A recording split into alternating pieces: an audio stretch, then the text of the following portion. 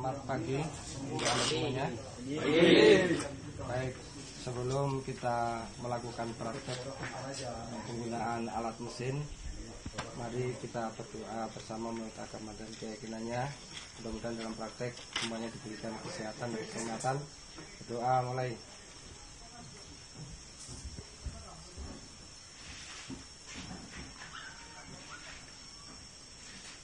Berdoa selesai. Sebelum kita melanjutkan praktek, saya akan mengabsen kehadiran Anda. Reksi, ada? Angkat tangan ya. Herculanus, ada? Oke. Rian? Oke. Aldianus? Oke. Yunus? Tidak. Oke. Iswandi? Iya. Oke. Kristianus? Oke. Octavianus? Hadir. Reksi? Oke. Niko? Hadir. Oke. Pawan? Hadir. Oke. Reksi? Hadir. Oke, terima kasih. Itu. Pagi ini Pak. kita akan praktek menggunakan mesin ketam. Bagaimana cara mengetam yang benar menurut aturan. Tetapi sebelum Anda mengetam, perlu kita pahami. Pertama, keselamatan kerja. Oke, silakan. Yang kedua, mengenal alat. Dan yang ketiga, mengenal cara penggunaan alat. Serta yang keempat adalah praktek penggunaan alat. Kemampuan yang harus Anda miliki dalam praktek mengetam, pertama, memahami mesin ketam.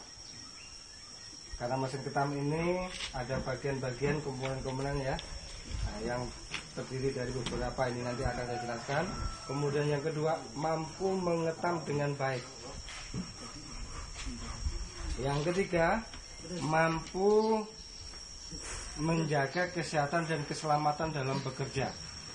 Jadi 3 kompetensi kemampuan yang harus Anda miliki. Saya ingatkan, pertama, memahami peralatan mesin ketam. Yang kedua, bisa menggunakan cara mengetam yang baik. Dan yang ketiga adalah keselamatan kerja. Bagaimana Anda melakukan keselamatan kerja. Baik, sebelum Anda mengetam, perlu saya perkenalkan, ini adalah salah satu contoh mesin ketam. Mesin ketam ada banyak mereknya. Kemudian mesin ketam ini disebut juga mesin ketam portable karena tangan. Nah, kalau mesin ketam portable itu, yang namanya portable, itu mesinnya yang bergerak. Mesin yang digerakkan, media atau papan diam dia. Nah, gerak begini. Komponen-komponen mesin ketam itu, ini ada kabelnya, kabel untuk penghubung arus listrik ya. Kemudian bagian ini, bagian mesin, ini adalah pegangan. Jangan sampai lupa ya, ini pegangan. Jadi Anda tidak perlu megang lewat sini, nah begini tidak perlu. Megang cukup gini aja, ini pun tidak perlu, ini pun tidak perlu, ini pun tidak boleh, ya. Gini saja cukup. Nah, di bagian belakang pegangan itu ada saklar, ya. Saklar on off. Ketika Anda menghidupkan, maka saklar bisa ditekan terus. Kalau Anda mau hidup terus, maka saklarnya bisa dikunci di sini. Ada penguncinya, ya. Selanjutnya, ini adalah pengatur kemunculan mata ketam. Nah, seberapa kedalaman kemunculannya di sini. Ini bisa diatur di sini. Jadi nanti kalau terlalu tebal dikurangi. Mutar ke kiri berarti ngendorkan, mutar ke kanan berarti menarikkan. Nah, begitu. Kemudian yang kedua, di dalam sini ada dinamo. Fungsi dinamo itu adalah sebagai memutar mata ketam. Ada belnya di sini ya, penghubungnya. Kemudian di bagian ini ada mata ketam 2 buah ya, atas bawah atau kiri kanan. Nah, mata ketam inilah yang akan dijadikan patokan bidang kayu yang akan diketam di sini. Jangan sampai melebar dari ini. Kalau melebar dari ini berarti nanti tidak bisa diketam. Kemudian acuannya mata ketam itu ini. ya, alas bawah. Bisa kita lihat seperti ini. Kalau ini mata ketamnya sejajar dengan ini posisinya bisa disebut posisinya 0 di sini, ya. 0, 1 atau 1, 1 atau setengah di sini posisinya. Ada pengaturnya, menaikkan dan mendurkan. Nanti kalau misalnya mata ketamnya terlalu tebal, nah berarti dikurangi. Berikutnya di sini ada baut pengendor menaikkan. Ini ada tambahannya adalah pengantar paralel. Ini biasanya dipakai untuk membuat spawning, ya. Kalau Anda pasang di sini, maka bagian yang diketam itu hanya sebelah sini.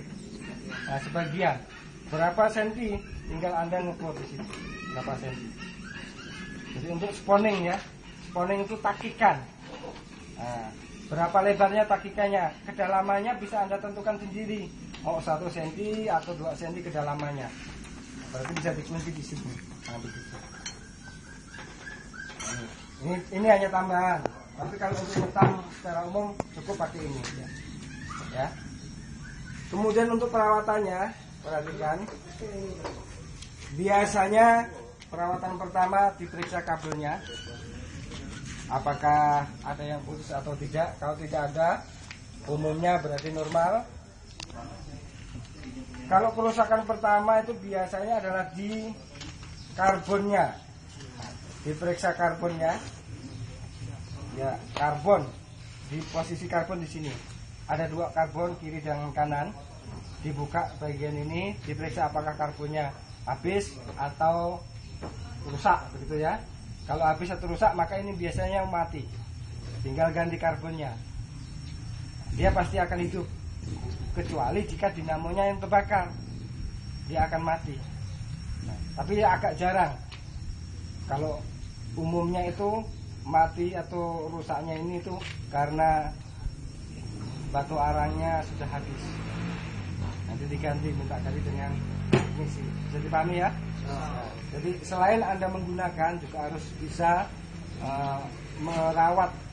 Karena barang ini itu kalau rusak kita tidak bisa pakai, rusak beli baru juga tidak ada biaya untuk beli, ya kan? Maka kita harus pandai-pandai merawatnya agar ini bisa awet, tahan lama, bisa kita pakai dalam waktu yang panjang. Kalau sedikit-sedikit rusak, beli baru lagi, terus begitu ya akan tekor, akan rugi. Karena beli ini kan dengan biaya yang agak lumayan, maka kita harus pandai merawat. Selanjutnya dalam penggunaan mengetam, perhatikan. Saya berikan contoh, ini adalah balok yang akan kita ketam.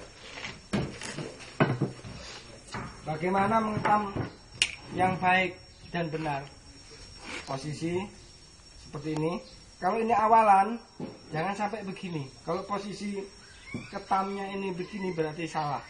Nanti akan makan di bagian sini. Dia harus datar. Tidak perlu ditekan terlalu kuat, cukup didorong. Hidupkan, kemudian dorong lurus. Dorong saja pelan-pelan. Tidak terlalu buru-buru. Jangan terlalu buru-buru. Terus kemudian di bagian akhir tetap ditahan pelan-pelan. Jangan nekuk begini. Ini pasti akan rusak. Tetap datar, ya. Terus begitu. Tidak perlu diangkat sampai habis begini. Lalu diangkat. Diulang. Jangan Anda berharap ingin cepat jadi bagus, tetapi harus diulang agar prosesnya itu tidak terlalu apa? Nah, prosesnya tidak terlalu terburu-buru. Ulang lagi aja. Nah, kalau bagus terlalu awal itu tidak akan mungkin. Pasti harus diulang terus. Tetap begitu. Ini kalau bagian yang ini lebih mudah karena tidak permukaan kayu dengan permukaan mata ketam itu agak bebas, kena semua. Tapi kalau lain dengan papan, misalnya ini papan ini tidak mungkin semua papan itu bisa kita ketam langsung, kan? Maka kita ambil bagian sebelah sini dulu, dorong, paskan. Terus kemudian pindah yang belum, ya. Jangan mengulangi bagian yang sudah diketam. pindah yang belum dulu. Nah, ketam terus, pindah ke bagian yang belum. Terus, setelah semuanya sudah, diulang lagi. Jika belum rata, dia nanti akan otomatis dia akan rata terus. Jangan khawatir. Sepanjang mata ketamnya ketebalannya sama, kecuali kalau mata ketamnya posisinya agak miring, dia akan makan sebelah. Nah, terus diulang aja gini.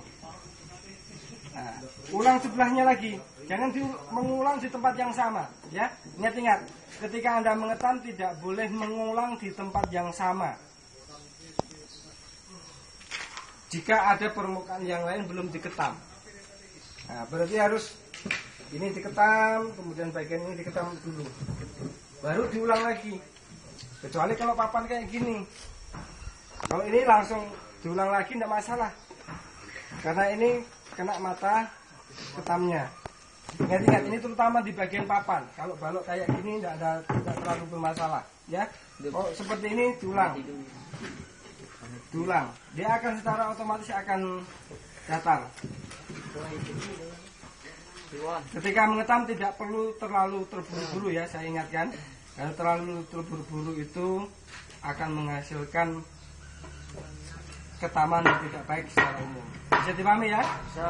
Nanti akan praktek satu-satu. Saya berikan waktu 3 menit untuk masing-masing mencoba mengetam. Akan saya perhatikan bagaimana cara Anda mengetam, kemudian hasilnya. Cukup 1 orang 1 permukaan saja. Berarti ini bisa 4 orang. 2 menit nanti bergantian. Bisa dipahami? Ada pertanyaan? Silakan. Tidak ada pertanyaan? Oke. Akan saya berikan contoh dulu bagaimana cara mengetam yang baik dan dibenarkan.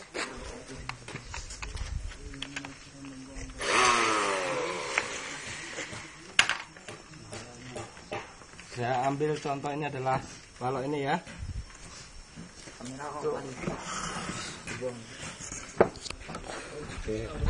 Ketam Anda tergantung posisimu, apakah posisi kidal atau tidak, ya. Nah, sesuaikan dengan tangan Anda. Kalau tangan Anda kidal, ya sesuaikan dengan tangan Anda. Datar dulu, ya.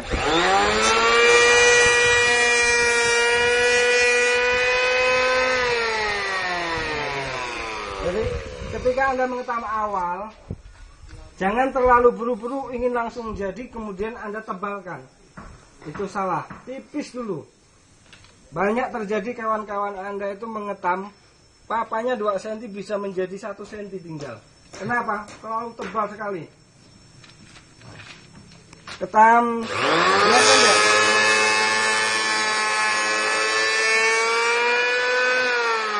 Nanti diulang lagi.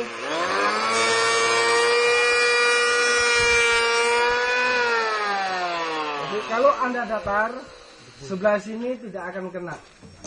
Kadang kan termakan sebelah sini, kadang sebelah sini juga termakan. Ini kan tidak sama.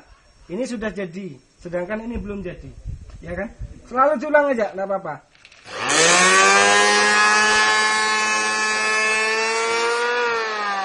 Kalau seperti ini berarti awalannya ini tinggi, ini rendah. Bisa dipahami?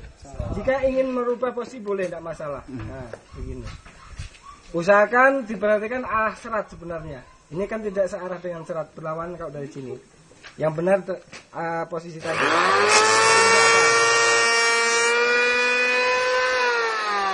Jadi, kemudian yang terakhir, jangan terlalu sering mutar-mutar ini. Ini ada batas, ya. Nah, nanti lama-lama dol. Nah, ini baru beberapa kali sudah ketemu, sudah datar. Bisa, ya? Nah, bisa praktek, ya? Oke. Saya panggil nomor 1. Leksi, saya beri waktu 3 menit atau 2 menit untuk mencoba. Silakan. Langsung Bapak melakukan penilaiannya.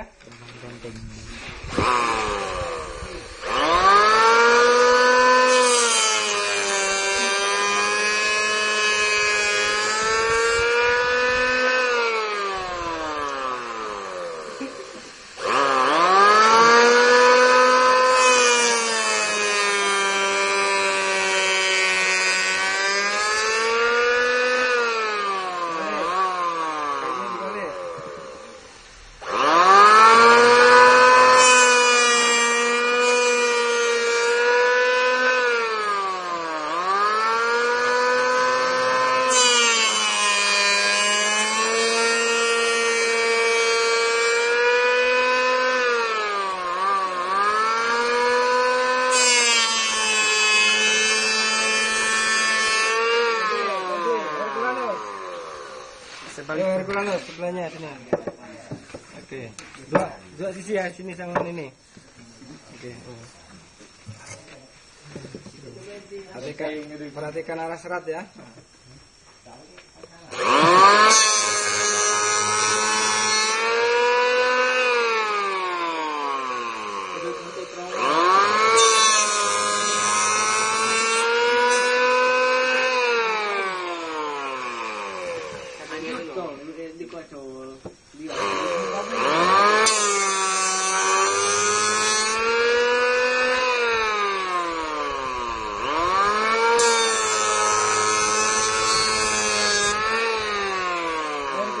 Perhatikan di bagian depan sini, ini temakan berarti posisi awalan Anda dan pengakhiran Anda tidak datar. Awalan agak miring, kemudian ini juga agak miring ya, datar semua. Tulang coba ketam lagi. Datar ya posisi ketamnya. Datar.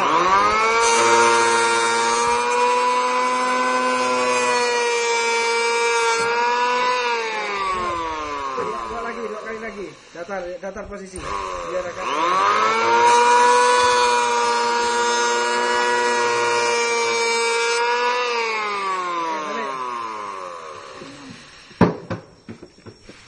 Nah, nampak kan?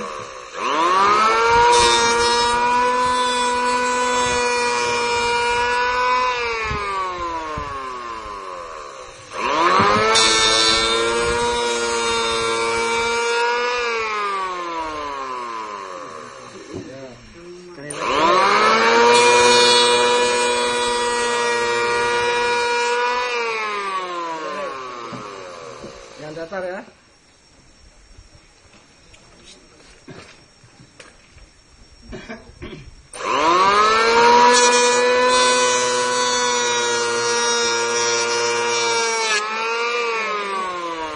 Rian, sekarang ganti Rian. Ganti pakai ini.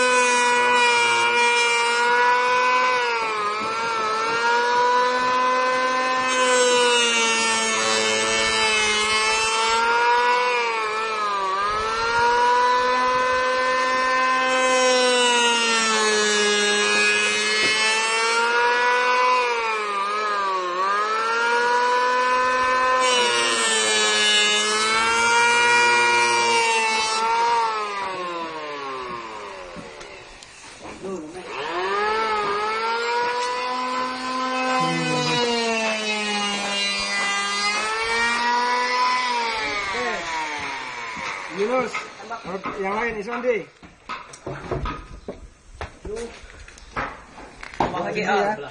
Tidak kelihatan kok.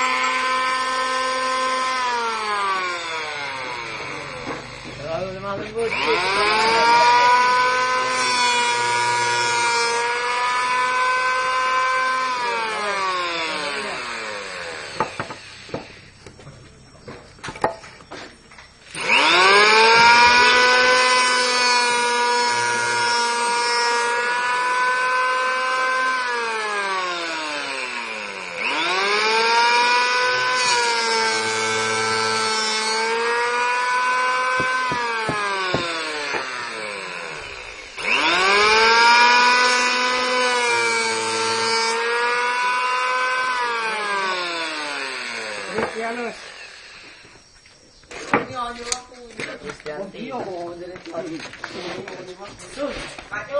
Dunjul.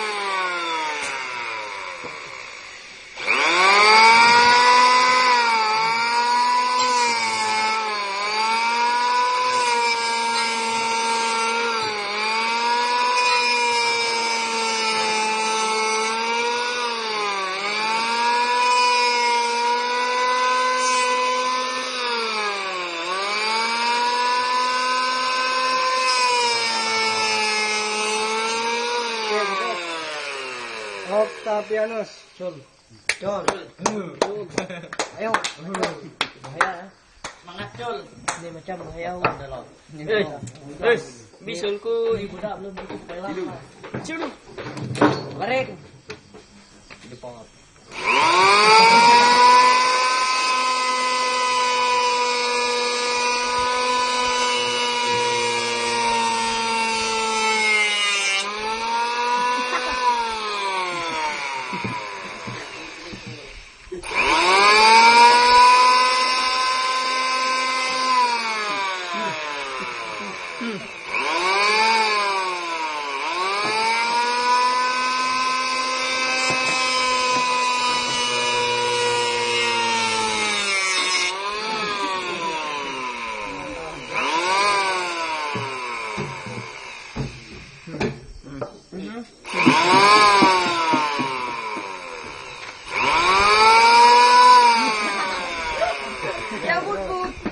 Langsung ya.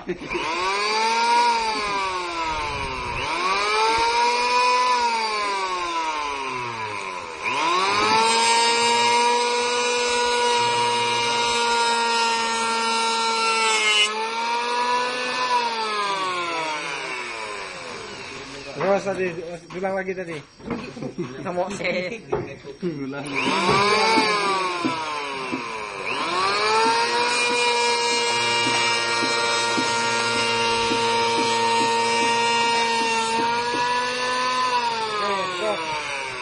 Riksi.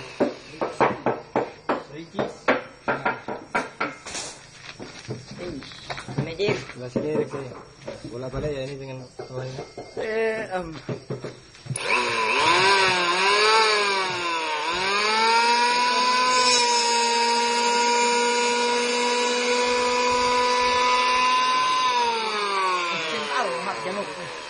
Sampai sin alhat jenguk.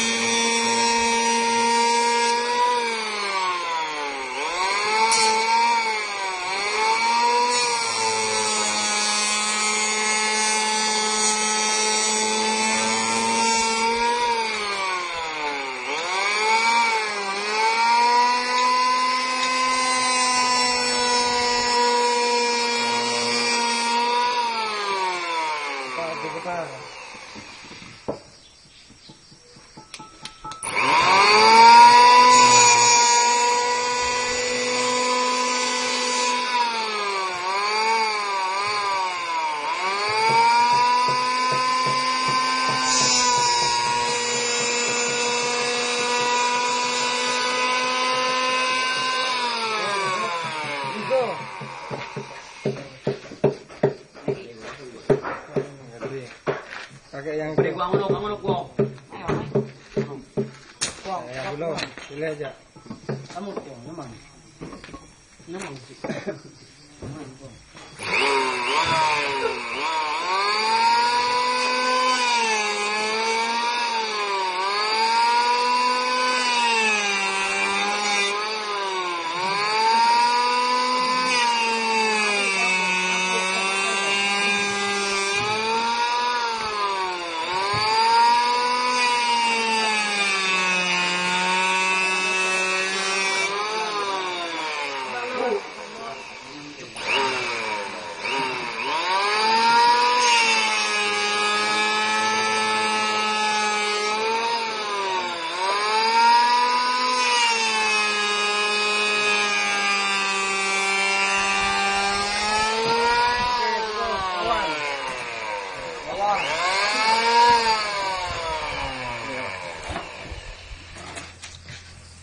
Kalau arane serate ono.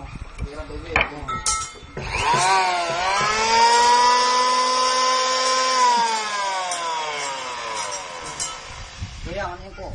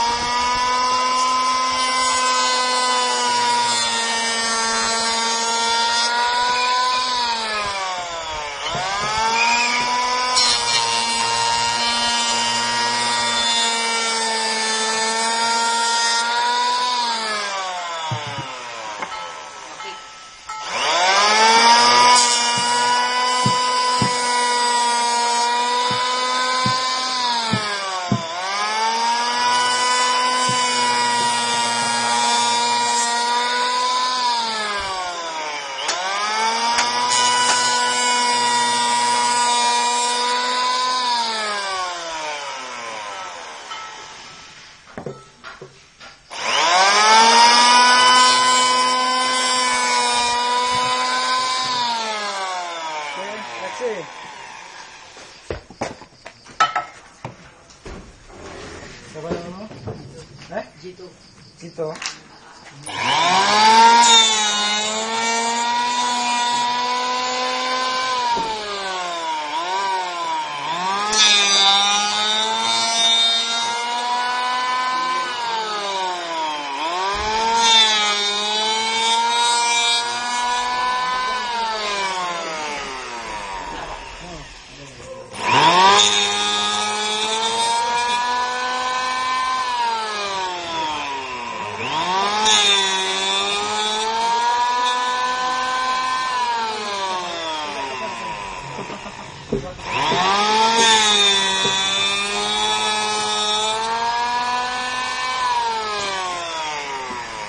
Balik. Balik. Boleh. Balik.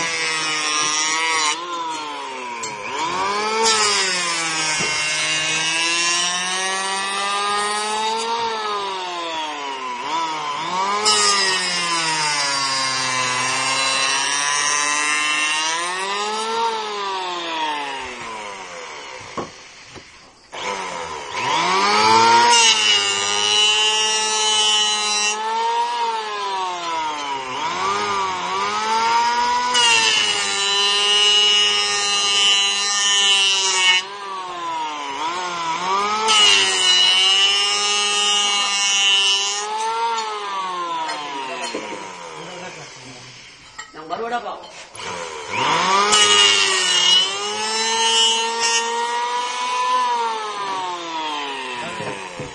Baliknya aja.